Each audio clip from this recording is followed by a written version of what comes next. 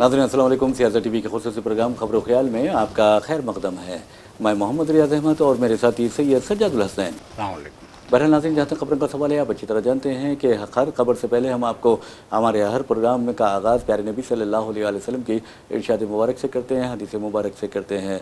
नाज़रीन, आप प्यारे नबी सल्लल्लाहु अलैहि वसल्लम की हदीस मुबारक हैं जिसके रावी हज़रत इमाम हुसैन अलैहिस्सलाम है। आप उस हदीस का मफ़हूम ये है कि जो इतिकाफ़ करते हैं आखिरी 10 दिनों में, वो इतिकाफ़ 2 हज और 2 उम्रों से का सवाब उससे मिलता है, ये मफ़हूम है। तो बहरहाल नाज़रीन, ये हदीस जो है प्यारे नबी सल्लल्लाहु अलैहि वसल्लम की हदीस मुबारक जो है वो रोज़ाना सियासत के सफ़े आखिर पर हर रोज़ शाये की जाती है, पाबंदी से शाये की जाती है। तो इस हदीस के साथ यहाँ यानी हदीस मुबारक है कि सुनाते हुए हम अपने प्रोग्राम का आगाज़ करते हैं। जहाँ तक खबरों का सवाल है तो आपको बता दूँ कि ईरान के साथ इसराइल और अमेरिका की जंग ने सारी आलमी मईशत को तबाही और बर्बादी के दहाने पर ला खड़ा कर दिया है। और ख़ास तौर पर आप देखेंगे कि हिंदुस्तान जैसी मईशतें बहुत ज़्यादा परेशान हैं, हिंदुस्तान जैसे ममालिक बहुत ज़्यादा परेशान है। और यहाँ पर हिंदुस्तान में आप देखेंगे कि रुपया जो है वो कमज़ोरी की तरफ जा रहा है। यानी आपने देखा कि किस तरह डॉलर के मुकाबले में रुपये की कदर गिरती जा रही है और डॉलर मजबूत होता जा रहा है। अब जो कदर है 92.18 जो है रुपया जो है वो $1 के मसावी हो गया है। इसके अलावा महंगाई में भी ज़बरदस्त इजाफा शुरू हो गया है। और इसके लिए आपको बता दें कि गैस, पकवान गैस की कीमत में तो मोदी हुकूमत ने इजाफा कर दिया है। अब आइंदा चंद घंटों में या हो सकता है कि आइंदा 2 दिनों में पेट्रोल और डीजल की कीमतों में भी ज़बरदस्त इजाफा किया जा सकता है। वैसे भी हमारे पड़ोसी मुल्क पाकिस्तान में पेट्रोल और डीजल की कीमतों में 55 रुपये इजाफा किया गया है। अब देखना है कि हिंदुस्तान में क्या होता है। इसके अलावा आपको बता दूं कि पेट्रोल और डीजल की कीमतों में इजाफे से आप देखेंगे कि महंगाई में खुद ब खुद इजाफा हो जाएगा। तो इसका मतलब ये हुआ है कि तबाही और बर्बादी में हमें ढकेल दिया गया है। और किसने ढकेला है ये आप अच्छी तरह जानते हैं। तो बहरहाल इस महंगाई के लिए, आलमी बेचैनी के लिए अमेरिका जिम्मेदार है, इसराइल जिम्मेदार है और यहाँ हिंदुस्तान में महंगाई के लिए मोदी हुकूमत जिम्मेदार है, इसमें कोई दो राय नहीं है। बहरहाल आज आप देखो बता दूं कि पार्लियामेंट का जब इजलास शुरू हुआ, यानी बजट के इजलास का दूसरे हिस्से के तौर पर, तो आपको बताना ज़रूरी है कि फ़लस्तीन का मसला कांग्रेस ने उठाया, यानी अपोजिशन कायदीन ने उठाया और कहा कि मोदी हुकूमत इसराइल की और अमेरिका की मजम्मत करने में नाकाम हो गई है। जबकि इजहार ताज़ियत यानी आयतुल्लाह रूहुल्लाह ख़ुमैनी की शहादत पे इजहार ताज़ियत करने के मामले में भी यानी मोदी हुकूमत ने कंजूसी से काम लिया और बहुत ही ताख़ीर से ताज़ियत का इजहार किया। यानी 6 दिन लगे हैं मोदी हुकूमत को आगे बढ़ने में। तो अब अंदाज़ा लगाइए कि मोदी हुकूमत की कारकर्दगी की रफ्तार क्या होगी। तो ये खबर है। इसके अलावा नाज़रीन आपको बता दूं कि एक और ख़बर हम खबर ख्याल में सुना रहे हैं और वो ख़बर ये है कि हिंदुस्तान को इसराइल और अमेरिका की वजह से, क्योंकि इसराइल और अमेरिका ने ईरान पर जंग मुसल्लत की है, उनकी वजह से हिंदुस्तान के सरमायाकारों को तकरीबन 31 लाख करोड़ रुपए का नुकसान बर्दाश्त करना पड़ा है। और आपको ये बताना ज़रूरी है कि सिर्फ एक दिन के दौरान 12 लाख करोड़ से ज़ायद का नुकसान सरमायाकारों को बर्दाश्त करना पड़ा। तो बहरहाल हम चलते हैं सज्जा साहब के पास और पूछते हैं सज्जा साहब, जो खबर आ रही है ख़ास तौर पर आप देखेंगे कि जो मोदी हुकूमत जिस अंदाज में घिरी हुई है अपोजिशन के सवाल में, आज पार्लियामेंट में भी ज़बरदस्त हंगामा हुआ, तो उस बारे में आप क्या बताएंगे? ये देखिए, जैसा कि आज पार्लियामेंट का बजट इजलास का दूसरा मरहला शुरू हुआ था, तो पार्लियामेंट के आगाज़ पे कांग्रेस ने यही सवाल किया था कि मगरबी एशिया में बहरानी सूरत हाल है, जंग संगीन शक्ल अख्तियार करती जा रही है। जंग के बायस इंडिया में महंगाई ने एक बदतरीन शक्ल इख्तियार कर ली है और हमारे लोग मुख्तलिफ़ मगरबी एशिया के मुल्कों में फंसे हुए हैं हिंदुस्तानी, उनकी बहिफाजत वापसी के लिए हुकूमत क्या इक़दाम कर रही है और इस महंगाई पे काबू पाने के लिए हुकूमत के पास क्या हिकमत अमली है। इसके साथ साथ ये भी सवाल किया गया था कि जो तेल का बहरान पैदा हो गया है, उस बहरान से निमटने के लिए हुकूमत के पास जो है क्या हिकमत अमली है। और साथ ही साथ ये भी पूछा गया था कि ख़ारिजा पॉलिसी में हुकूमत जो है दबाव का शिकार क्यों है और ख़ारिजा पॉलिसी को हुकूमत ने अमेरिका के हाथों गिरवी क्यों रख दिया है। तो इस पे अपोजिशन बहस चाहती थी, लेकिन स्पीकर ने फौरी बहस के मुतालबे को मुस्तरद कर दिया, जिसके बाद जो है एहतजाजन तमाम अपोजिशन जमातें پارلیمنٹ کے باہر نکل آئی، بائیکاٹ کر دیا پارلیمنٹ کا، اور انہوں نے پارلیمنٹ کے باب الداخلے پہ احتجاجی مظاہرہ بھی کیا۔ جی اپوزیشن جماعتوں کا یہی کہنا ہے کہ اتنے سنگین حالات میں بھی اگر حکومت جو ہے اب مطلب یہ کہ اپنی پالیسیوں کو اپوزیشن کے سامنے، عوام کے سامنے اجاگر نہیں کرے گی، اور وہ کیا حکمت عملی اختیار کر رہے ہیں وہ بتانے سے گریز کرے گی، اور ٹرمپ کی غلامی، اسرائیل کی غلامی کے حوالے سے پوچھے گئے سوالوں کا جواب دینے سے انکار کرے گی، تو پھر اس حکومت کا مطلب کیا ہے؟ سب سے بڑا سوال دیکھیے، شدید بحرانی صورتحال پیدا ہو گئی ہے خطے میں۔ امریکہ نے تو یہ چاہا تھا کہ ایک دو دن میں وینزویلا کی طرح ایران کو بھی ختم کر کے جو ہے معاملے کو اپنے کنٹرول میں لے لیا جائے، لیکن آج یہ صورتحال ہے کہ وائٹ ہاؤس میں دعائیں کی جا رہی ہیں کہ کسی طریقے سے بلا ٹل جائے، کسی طریقے سے معاملہ عیسائی ٹل مذہبی جائے۔ قائدین، بالکل، کسی طریقے سے یہ معاملہ ٹل جائے، کسی طریقے سے یہ بلا ٹل جائے، دعائیں کی جا رہی ہیں۔ دیکھیں، اسرائیل تو اتنا خوفزدہ ہے کہ اس خوف کے مارے اس نے مسجد اقصیٰ میں نمازوں پہ پابندی لگا جی ہاں دی۔ جی ہاں آپ اندازہ لگائیے اس کے خوف کا، رمضان کے مبارک مہینے میں، جبکہ یہ آخری عشرے میں رمضان جو ہے داخل ہونے جا رہا ہے، جو انتہائی اہمیت کا حامل عشرہ ہے، جہاں آخری عشرے میں جو ہے مسجد اقصیٰ میں عبادتوں میں جو ہے تیزی آ جاتی ہے، لاکھوں کی تعداد میں لوگ نماز پڑھنے کے لیے آتے ہیں، اور لاکھوں کی تعداد میں لوگ اعتکاف کرنے کے لیے مسجد اقصیٰ میں آتے ہیں، تو وہاں پہ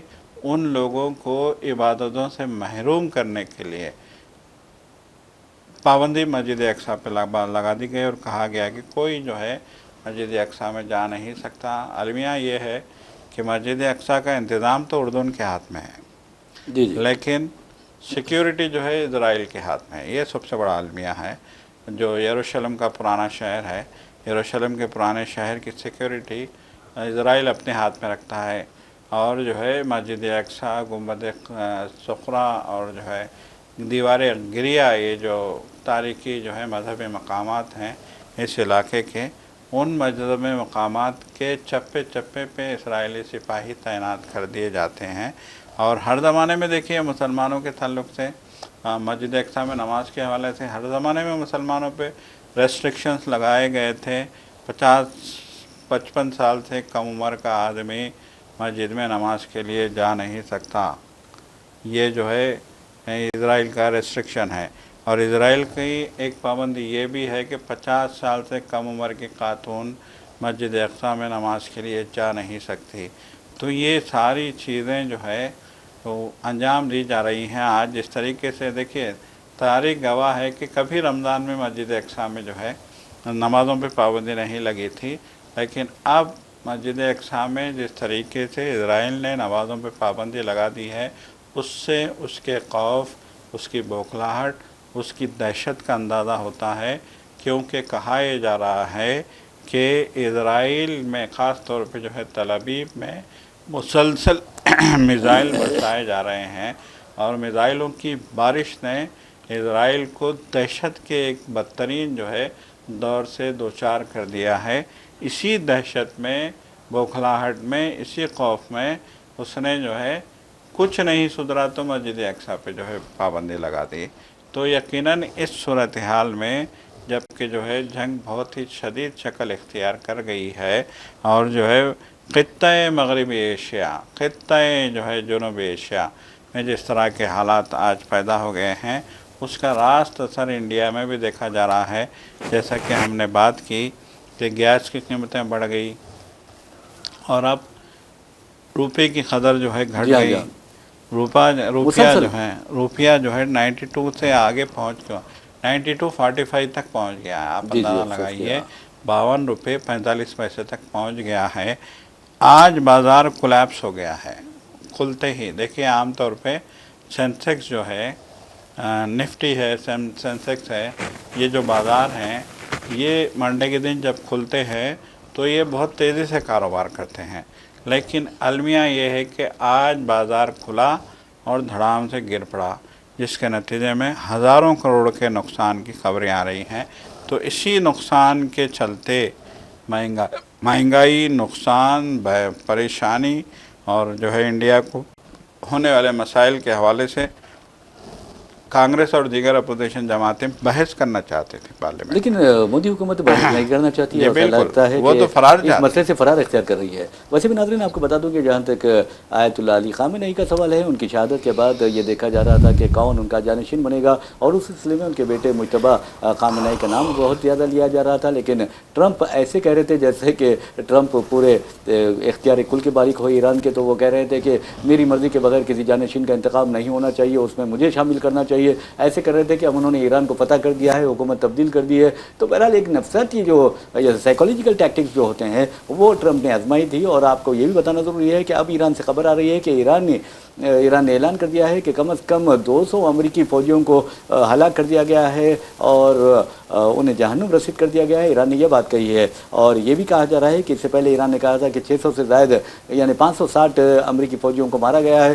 تو یہ بھی ایک خبر آئی تھی. اب دیکھنا یہ ہے کہ ان خبروں میں کتنی صداقت ہے. لیکن ایک بات ضرور ہے کہ فی الوقت امریکہ اور اسرائیل کافی پریشان ہیں، اور ان کی پریشانی کی وجہ یہ ہے کہ انہیں مسلسل معاشی یا مالی نقصانات کا سامنا کرنا پڑ رہا ہے. آپ کو بتا دوں کہ صرف 8 یا 9 دن کے اندر اسرائیل کو 5 ارب اور امریکہ کو 5 ارب سے زائد یعنی 5 ارب ڈالر سے زائد کا نقصان ہوا ہے. یعنی اگر دونوں کو ملا دیا جائے تو تقریباً 11.5 ارب ڈالر کا نقصان ہوا ہے. جبکہ ایران کا نقصان اگر دیکھنے میں تباہی و بربادی تو وہاں دکھائی دے رہی ہے، لیکن اسرائیل اور امریکہ کے مقابلے میں بہت کم دکھائی دیتا ہے. جبکہ آپ کو بتا دوں کہ عالمی سطح پر جو عالمی معیشت ہے، خاص طور پر مشرق وسطیٰ کی معیشت کو زبردست دھکا لگا ہے، اور اس کے لیے ایران اسرائیل اور امریکہ کو ذمہ دار قرار دے رہا ہے. اور اب ایران کے حوالے سے بعض ذرائع نے کہا ہے کہ اسرائیل مسجد اقصیٰ پر حملہ کرے گا، اور یعنی فضائی حملہ کرے گا، اور اس کا پورا الزام جو ہے وہ ایران پر عائد کر دے گا. اس طرح کی اطلاعات بھی آ رہی ہیں. اب دیکھنا یہ ہے کہ جیسا کہ سعودی عرب میں اور قطر میں یہ کہا جاتا ہے کہ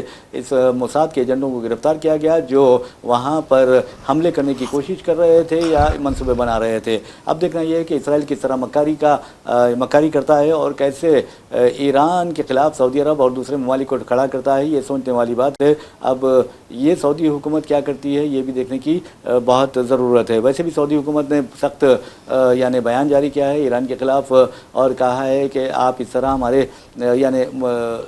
ہمارے پر حملہ نہیں کر سکتے. تو اب یہ دیکھنا ہے کہ سعودی عرب کا موقف اور کیا ہوتا ہے.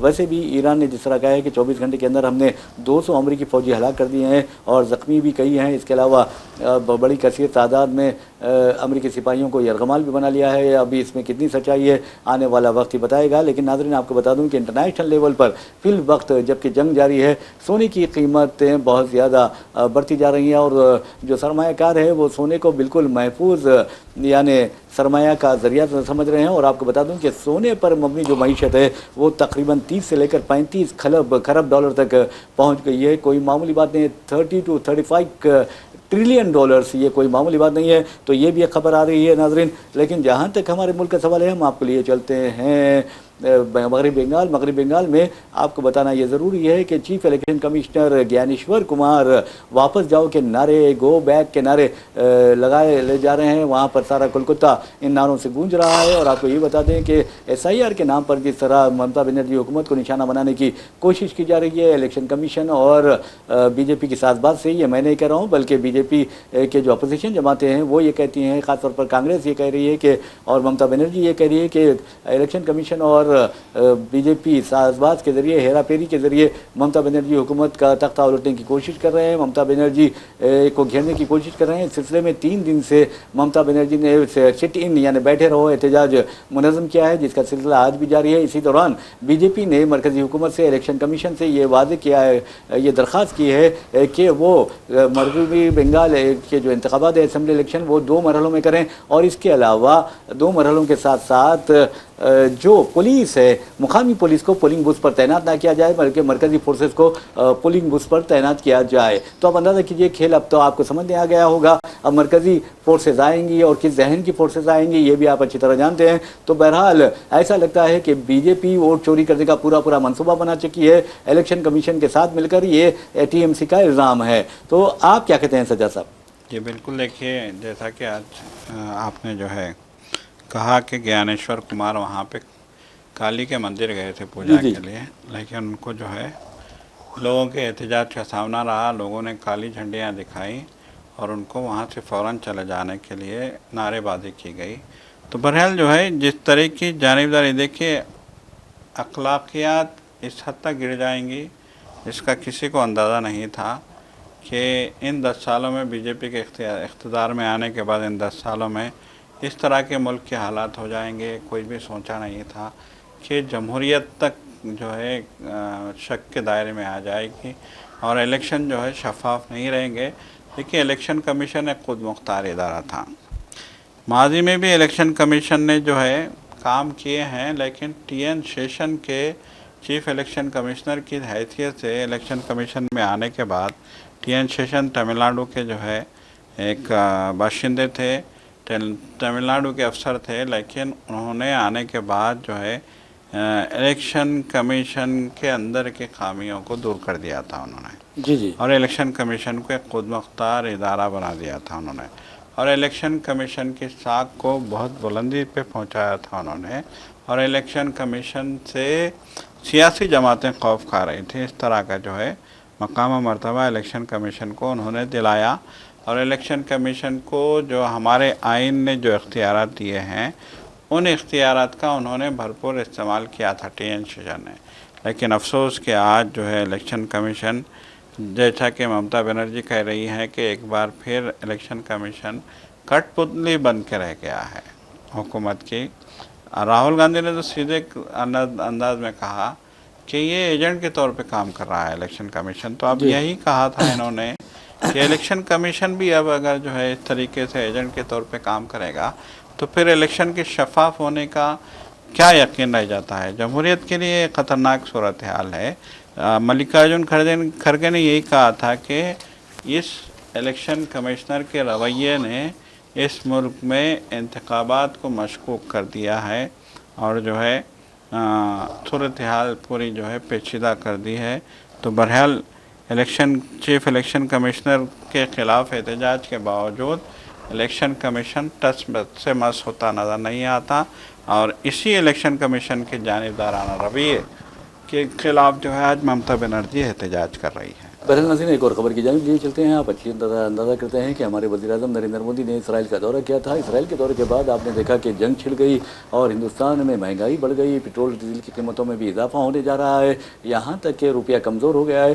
تو آپ اندازہ کر سکتے ہیں کہ نحوست کا بہت زیادہ یعنی حصہ ہوتا ہے. یہ ہم نہیں کہتے اور ہم اس پہ یقین بھی نہیں رکھتے یہ اس طرح کے باتوں پر، کیونکہ ہمارا تو ایمان یہی ہے کہ اللہ جو چاہتا ہے وہی ہوتا ہے. لیکن راہل گاندھی نے مودی کے بارے میں آپ کو بتا دوں کہ کس طرح کہا تھا کہ یہ منحوس ہیں، اس طرح کی باتیں کی تھی. لیکن نہیں کہنا چاہیے. وزیر اعظم ہے نریندر مودی ہیں، ان کے بارے میں اس طرح کی باتیں نہیں کرنا چاہیے. وہ ملک کے وزیر اعظم ہیں، ایک باوقار عہدے پر فائز ہیں، ان کی نہیں تو کم از کم عہدے کی عزت کی جانی چاہیے. تو آپ کو یہ بتانا ضروری ہے کہ اب ایک ہندوستانیوں کے لیے خوشی کی بات یہ ہے کہ ہندوستان نے T20 ورلڈ کپ ایک نہیں دو نہیں بلکہ تیسری مرتبہ جیتا ہے. اور خاص طور پر آپ کو بتا دوں کہ ہندوستان ڈیفینڈنگ چیمپئن تھا. لاسٹ ٹائم کا جو ورلڈ چیمپئن تھا وہ ہندوستانی تھا اور کوئی آج تک وہ ڈیفینڈ نہیں کر سکا. اور ہندوستان نے ڈیفینڈنگ چیمپئن رہتے ہوئے دوسری مرتبہ بھی کامیابی حاصل کی، مسلسل دوسری مرتبہ. تو اس کا مطلب یہ ہوا کہ ہندوستان عالمی کرکٹ کی تاریخ کا وہ پہلا ملک ہے جس نے اب تک 3 مرتبہ T20 ورلڈ کپ جیتا ہے، اس کے آغاز سے اب تک.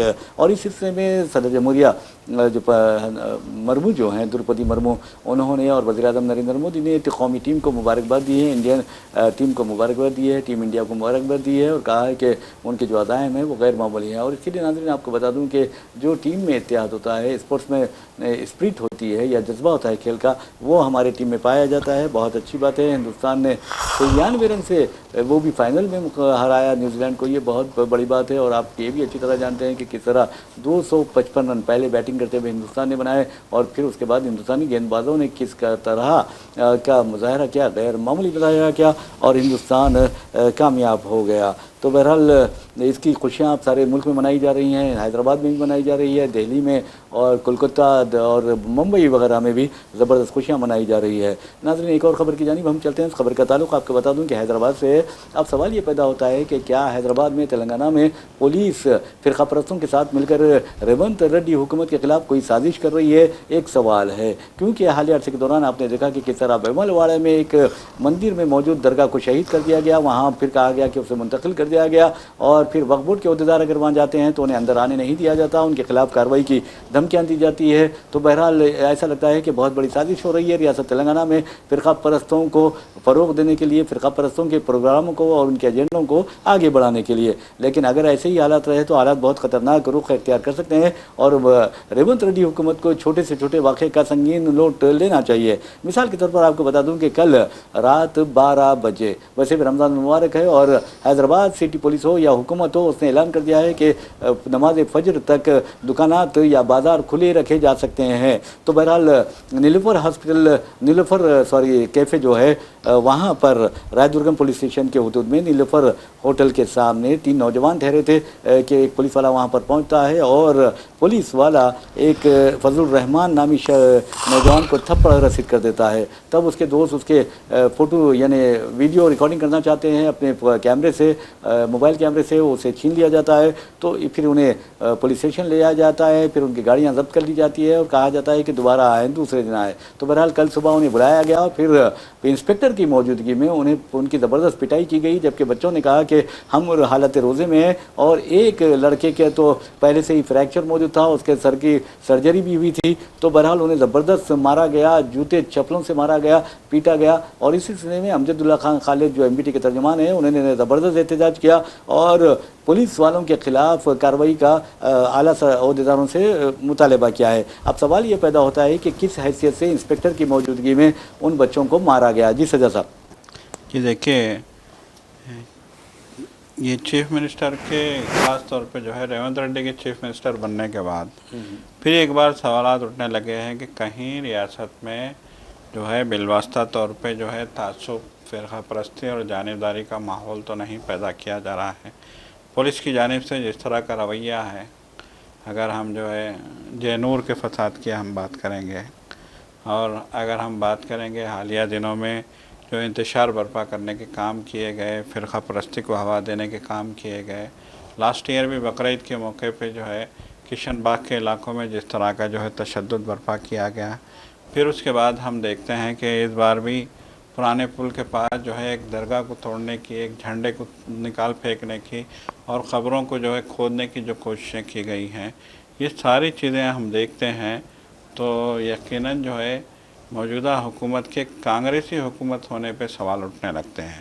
لوگ پوچھ رہے ہیں کہ کیا فی الواقع جو ہے ریاست تلنگانہ میں کانگریس کی سرکار ہے یا پھر BJP کی سرکار ہے، کیونکہ یہاں ٹارگٹ کر کے مسلمانوں کو چن چن کے جو ہے پیٹا جا رہا ہے، مسلمانوں کو چن چن کے مارا جا رہا ہے۔ تو ایسی صورتحال میں جس طریقے کا ماحول دیکھنے میں آیا ہے، یقیناً وہ بہت تشویشناک ہے۔ اور اب دیکھیے، رمضان میں اچانک جو ہے نیلوفر کیفے کے پاس جو ہے 2-3 بچوں کو محض اس لیے جو ہے پیٹ ڈالنا کہ وہ وہاں پہ جو ہے کھڑے ہوئے تھے، جبکہ حکومت نے اجازت دی ہے پوری رات دکانیں کھولنے کی۔ ماہ رمضان کے پس منظر میں پوری رات دکانیں کھولنے کی اجازت دی گئی ہے۔ پوری سیفٹی جو ہے حکومت اور پولیس کو عوام کی سیفٹی کے لیے کام کرنا چاہیے، لیکن افسوس کہ جو ہے پولیس جس طرح کے حالات پیدا کر رہی ہے۔ دیکھیے، یقیناً یہ جو واقعہ آیا ہے، یہ رات میں اس واقعے سے پورے شہر میں ایک تشویش کی لہر دوڑ گئی ہے، اور یقیناً مختلف گوشوں سے یہ سوال کیا جا رہا ہے کہ کہیں اس ریاست میں BJP کی سرکار تو نہیں ہے۔ تو یہ جو صورتحال ہے، یہ جو لوگوں میں شکوک و شبہات ہیں، ان شبہات کو دور کرنے کے لیے چیف منسٹر کو اس معاملے میں خود مداخلت کرنی ہوگی، اور پھر جو ہے ان پولیس والوں کے خلاف سخت ایکشن لینا ہوگا جو اس طریقے سے ماحول کو پراگندہ کرنے کی کوشش کر رہے ہیں یا پھر جانبداری کا مظاہرہ کر رہے ہیں۔ بہرحال ناظرین، آپ کو بتا دوں کہ جہاں تک ایران کا سوال ہے، ایران کے بارے میں آپ کو بتانا چاہیں گے کہ نئے سپریم لیڈر کے انتخاب کے فوری بعد ایران نے شمالی اسرائیل پر حملہ کر دیا ہے۔ اس کے علاوہ بحرین کے ریفائنریز پر بھی حملہ کیا گیا ہے، اس بات کی اطلاعات آ رہی ہیں۔ اب دیکھتے ہیں کہ اسرائیل کیا کرتا ہے۔ ویسے بھی ناظرین، آپ کو بتا دوں کہ جہاں تک ایران کا سوال ہے، یہ کہا جا رہا ہے کہ اب تک 1500 افراد شہید ہو چکے ہیں ایران میں امریکی اور اسرائیلی حملوں کے نتیجے میں، جبکہ 300 تقریباً 400 افراد لبنان میں شہید ہوئے ہیں جس میں 80 بچے ہیں. تو آپ اندازہ کیجئے کہ کس انداز میں اسرائیل فلسطینی بچوں کو، عرب بچوں کو، ایرانی بچوں کو، یعنی مسلمانوں کے بچوں کو نشانہ بناتا ہے، اور کیوں وہ مسلم بچوں سے ڈرتا ہے یہ سمجھنے والی یعنی اس کو یہ ناقابل فہم بات ہے. تو اب دیکھنا یہ ہے کہ اسرائیل شمالی اسرائیل پر جو حملہ کیا گیا ہے اس کا جواب کیسے دیتا ہے. ایک بات ضرور ہے کہ ایران کے ساتھ اسرائیل اور امریکہ نے جنگ شروع کر کے بہت بڑی غلطی کر دی ہے. نہ صرف امریکہ میں احتجاجی مظاہرے ہو رہے ہیں بلکہ اسرائیل میں بھی احتجاجی مظاہرے ہو رہے ہیں. امریکہ میں واضح طور پر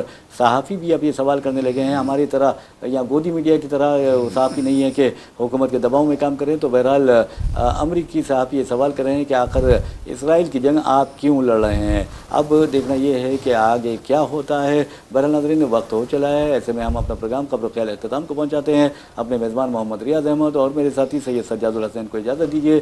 انشاءاللہ پھر ملاقات ہوگی، پھر بات ہوگی. تب تک کے لیے اللہ حافظ. اللہ